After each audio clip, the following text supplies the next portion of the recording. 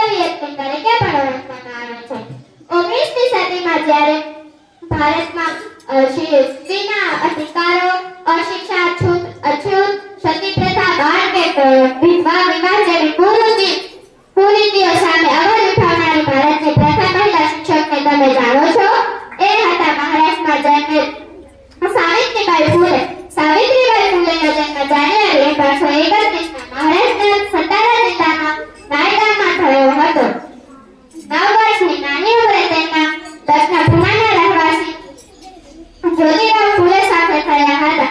એ સમયે જ્યારે સ્ત્રીને શિક્ષણ મેળવવાનું એ પાપ ગણાતું હતું, ત્યારે પોતાના પતિ પાસેથી શિક્ષણ મેળવી પોતાની ભણવાની પ્રતિજ્ઞા પૂર્ણ કરી હતી અને છોકરીઓ માટે અનાથાલયો ખોલાવી હતી. ઈસવીસન 1848માં મહારાષ્ટ્રના પુણેમાં તેમણે પ્રથમ કન્યા શાળાની સ્થાપના કરી હતી. અસ્તુ. જય હિન્દ, જય ભારત.